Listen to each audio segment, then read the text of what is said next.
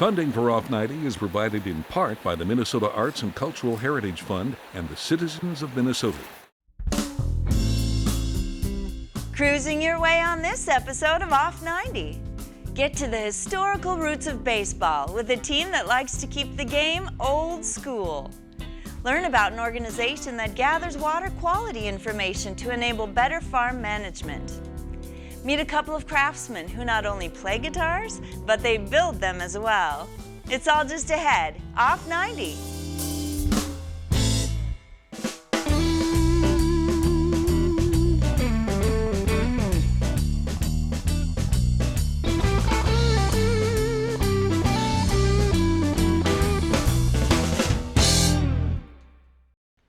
Hi, I'm Barbara Keith. Thanks for joining me on this episode of Off 90. It's been said that baseball is America's favorite pastime. The game has been around for over 150 years. Baseball is a descendant born of the marriage between older but similar games. It's evolved over its lifetime, but you can still get a feel of what those games were like over a century ago. It's the goal of the Roosters Vintage Baseball Club in Rochester to bring their fans back to an earlier age.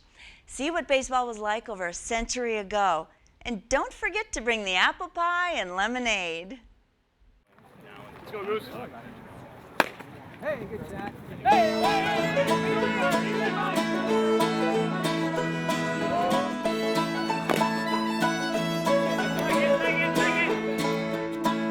Most people know something about baseball. It's America's pastime. I think it's one sport that lends itself well to being able to play it in the old way, and then people can see the contrast in between now and then.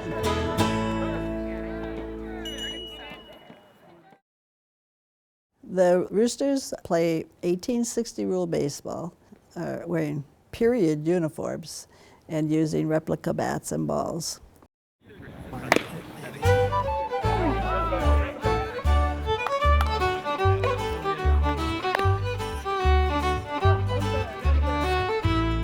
How we got started was in 1995. The History Center brought out the Ohio Village muffins from the Ohio State Historical Society, and they were very well received. Some of the staff and people around the History Center said we should get our own team started.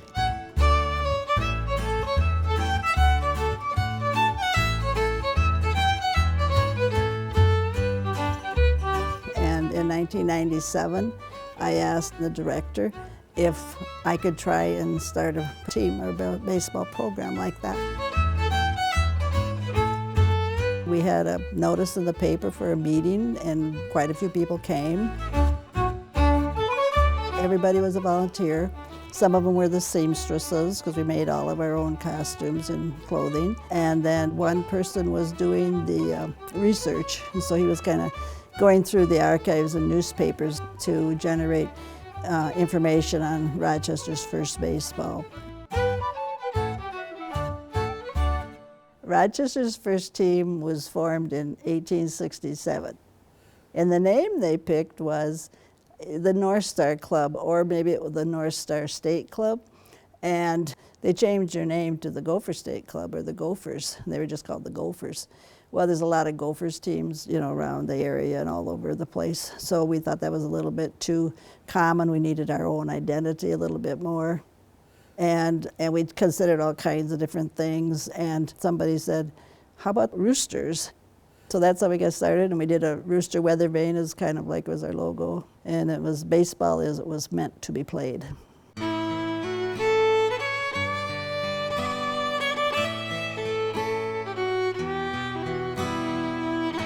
The origins of baseball came from games way, way before the 1800s. It really wasn't invented by a single person, and it definitely was not Abner Doubleday. There was a game called Rounders that came over from England. There was cricket. There were town ball games. There were people playing in fields. And so it all just kind of evolved over time. And then in 1845, Alexander Cartwright started up the Knickerbocker Baseball Club in New York. And at that time, there were 20 rules scribed that weren't just rules of baseball, but actually pertained to who would be the umpire, who would be the captains of the day. You know, there were some rules on how many paces it was between bases. They would play until the team reached 21 aces. You know, so very basic rules. And so that's what I would consider the start of the game of baseball as we know it. And as years progressed between 1845 and the 1860s, when we play, rules were adjusted, customs were added, and it just kind of grew and grew from there.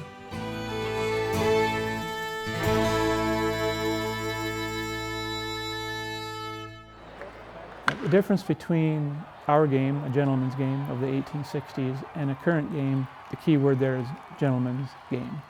We don't argue about calls, we don't spit, we don't use foul language.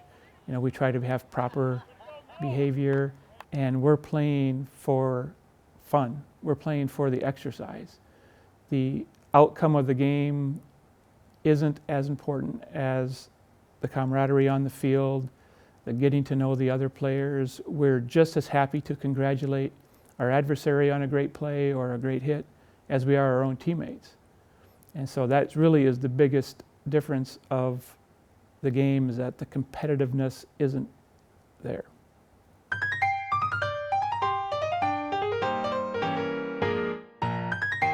There are many rule differences between our game of the 1860s and today's game. Some of the key ones are there are no balls and strikes called. The object really was for the pitcher of the time to pitch a ball where the hitter wants it. If he likes a high ball, he would ask for a high ball, because if they don't hit it, they're not going to get their exercise. Also, one of the differences is that where the ball lands determines whether it's fair or foul. It's not what happens to the ball after it hits the ground, it's once it hits the ground, it determines fair or foul. So in today's game, a ball that you hit with spin on it that lands in front of the plate and would then spin back past the catcher would be called a foul ball. In 1860, that's a fair ball because it landed fair first. So that's another difference. And one of the biggest ones that's the hardest to get used to is that this is your baseball glove. You know, it was bare hands, and if it was hit hard at you and you got your hand in the way, you know, you would tend to maybe have a finger that didn't look right. And so that does happen, but the no glove is difficult to adjust to when you're not used to it.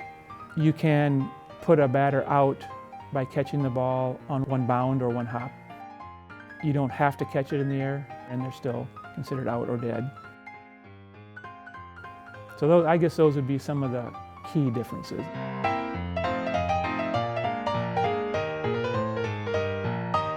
It's a real game, and we keep score, and we don't really have a league, so we don't have standings necessarily, but you know what your record is, you know. But that's not the most important part, is your record. It's more as the teaching people about the history of baseball and while you're entertaining them, and it's for the whole family. So we're providing, you know, low-cost, wholesome family entertainment while you're educational entertainment while we raise money for the History Center. It's one of those things where it can become an addiction. Once you play it, once you've experienced it, you kind of say to yourself, why did I wait so long?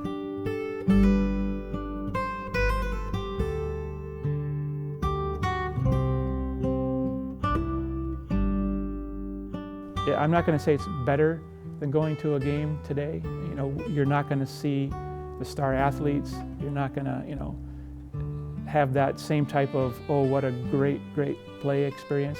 But you're going to be entertained, and it's going to be entertaining in a different way, and it's different enough that you can do both and not have to choose between one or the other.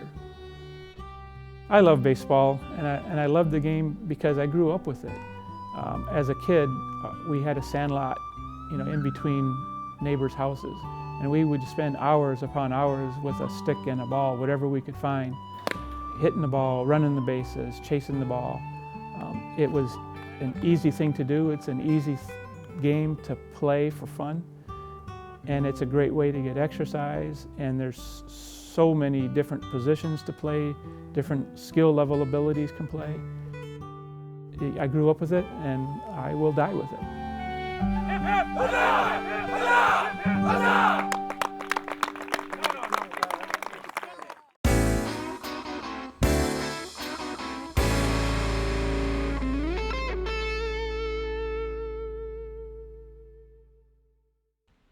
Water is one of the most important ingredients for a farmer's healthy cropland. What's in the water is important too. Unhealthy ingredients in the water will lead to an unhealthy harvest. Discovery Farms Minnesota is a farmer-led effort to gather water quality information from different types of farms. The goal of Discovery Farms Minnesota is to provide practical and credible information to enable better farm management.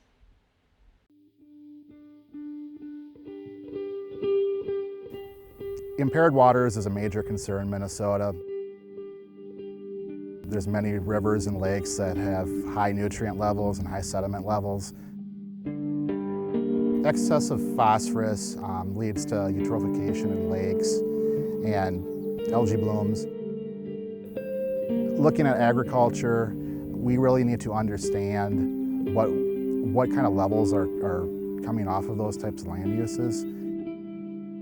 Anything that leaves this landscape, leaves this field, is going to end up in a river someplace, which is going to eventually end up into the Mississippi, which is going to eventually end up in the Gulf of Mexico.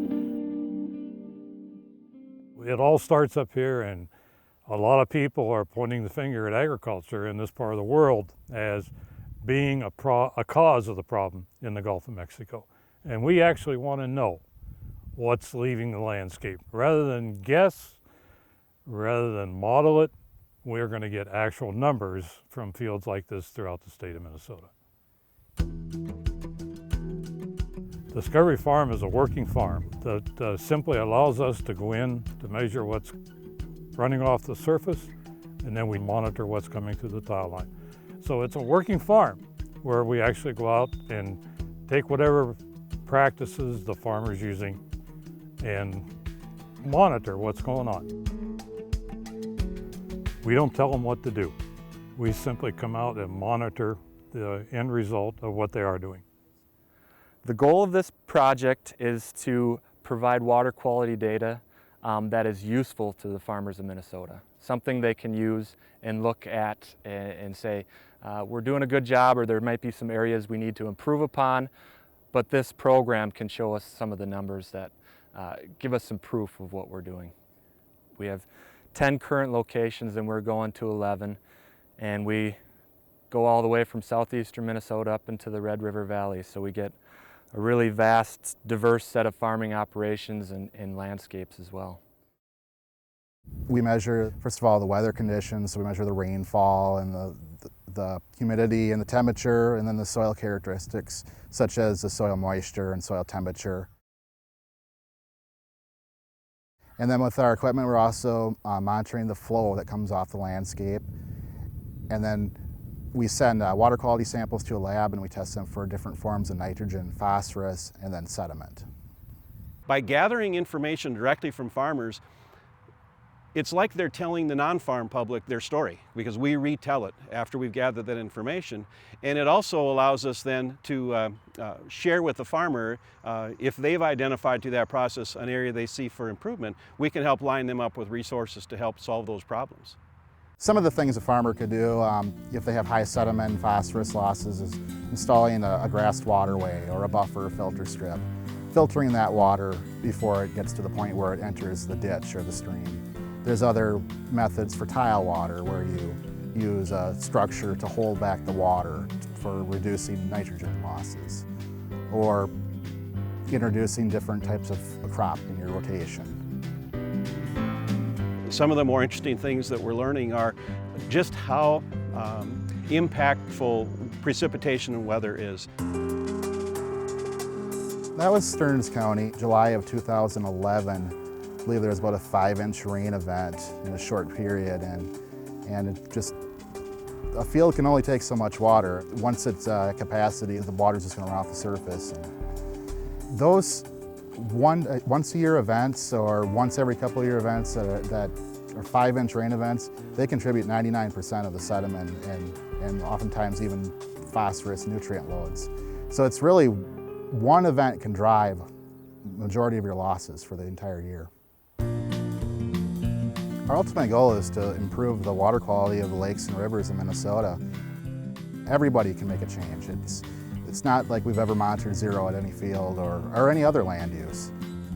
There's always some nutrients in the water, there's always some sediment. So everybody can do their part. We can improve these rivers and lakes.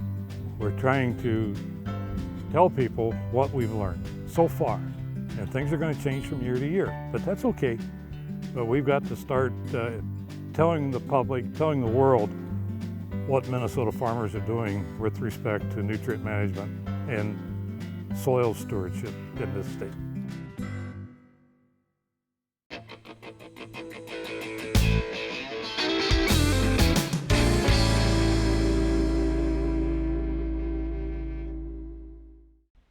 The guitar is a versatile instrument. It can be heard in all genres of music, from classical to rock, from country to hip-hop. Learning to play the guitar can be a fun and rewarding experience. Building guitars can be a fulfilling experience as well. We met two people from Paynesville who craft instruments that not only sound lovely, but are beautiful to look at as well.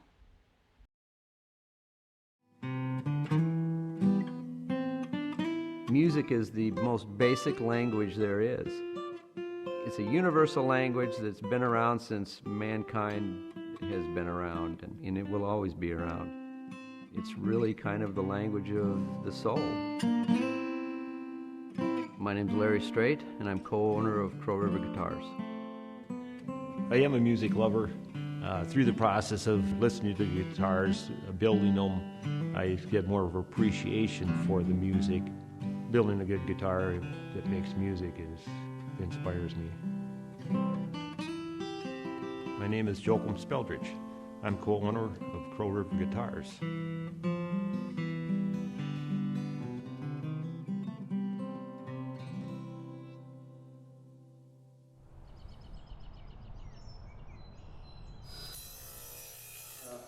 Which size do you have there? Well, I've always had an incredible passion for acoustic music and acoustic guitar specifically. I've also appreciated quality instruments really since the beginning. About 5.5 years ago, decided to take a vacation and go out and build a guitar. It was really an experiential thing at the time that I decided I wanted to do. After doing that, I came back and really couldn't get it out of my head. A couple months after he got back, he goes, "Joe, how about we start building guitars? It's winter time, I just don't have a lot of tree work." So, okay, let's do that. You know, coming back and deciding to build these was really, for me, a very similar passion that I have to music. It's like getting into the process of building guitars, you realize that you could build your whole life and still have lots to learn. Really, the way that we build them now is quite different than the way I learned. So I spent a lot of time on the internet and reading and devising kind of ways to do each step and to complete the whole process. I fell in love with the process. You know, the meticulous detail work, that you had to be so precise, the challenge of making a beautiful, great guitar. This is the fretboard, the ultimate finished product. So, and this is really the fingerboard and where all the action takes place. And the classic traditional guitars are made out of these black ebony. And they're very nice, and there's a reason that ebony is used. But, you know, there's a lot of woods that suffice, and we like to do other woods. For instance, these are a couple. These are different rosewoods. So, much more lively looking, you know, matched up with the right woods. They can be really beautiful. There's a lot of builders out there. There's a lot of guitars out there. The thing that I think makes our guitars somewhat unique is just the variety of woods that we use. We have probably 70 different exotic woods from all over the world. You know, South America, Asia, Africa, tropical islands, you know, just woods from everywhere. And we really try to focus on coordinating those woods for beauty, for color, for sound, and the artistic use of those woods. These are some of the exotic woods that we have. We can go anywhere from pitch black, which this is African or Gaboon ebony, all the way to pure white. And this is a natural occurring white. It looks like a painted fence post, but it's actually Hollywood.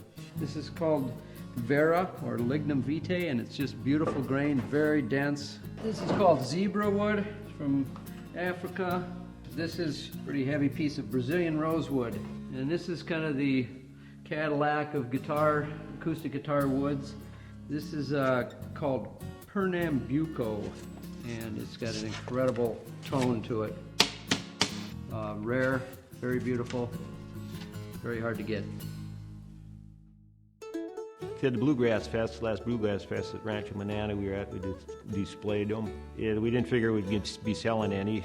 I wasn't ready for the response we got. That was way cool. Had one guy, he come by and he's just coming around and talked to me. I said, look, it's good. But he picked one up and he started playing. He said, wow, it sounds good. He played a little bit, and took it and he looked around, he looked down the neck and he just smiled. I thought, cool. that was worth it. Well, we've had an opportunity recently to meet and work with John Vesner. And John Vesner is a Grammy-winning songwriter, married to Kathy Mattea, Grammy-winning country singer. He has really taken a liking to our guitars, which was very nice, and he has one right now. I'm actually building 2 other guitars, for him to choose from. He's been kind of showing our guitars to some individuals in Nashville and people that are connected, and who knows? Who knows where that'll go? Yeah.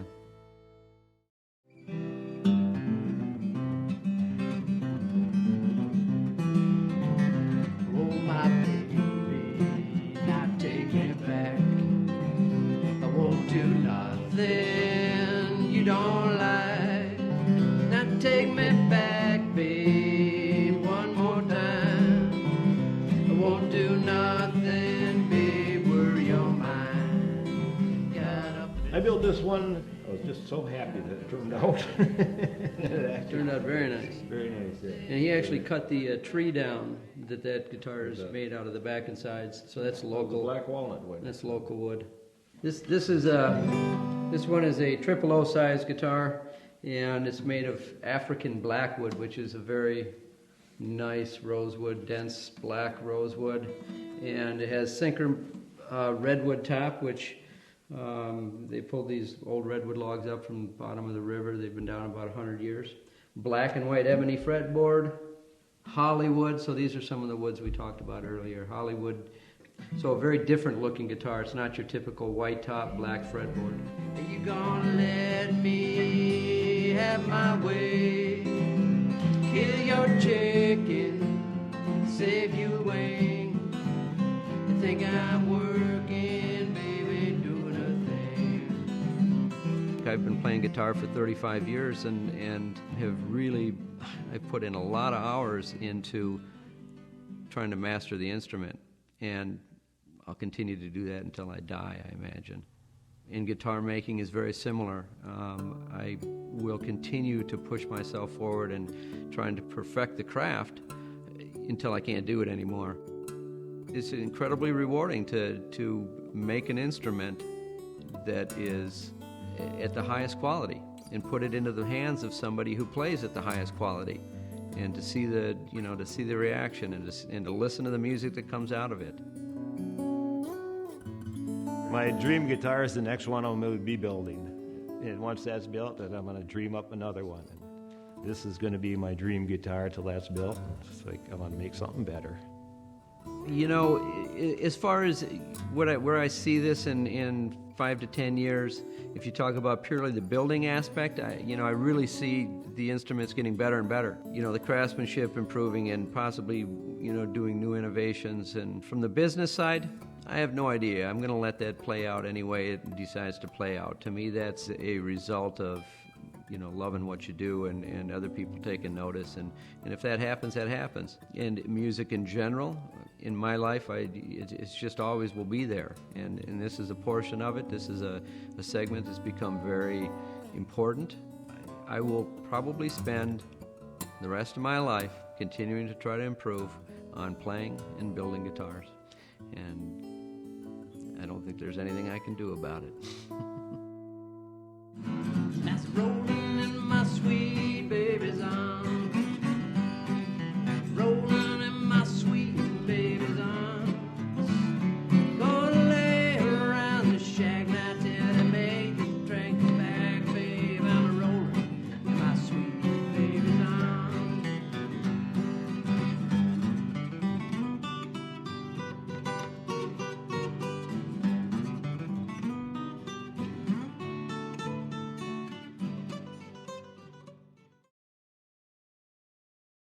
That's all for this episode. Please help Off 90 meet its financial obligations by becoming a member of KSMQ Public Television. Give us a call at 800-658-2539 or sign up online at ksmq.org. Thanks for watching. Join us next time, Off 90.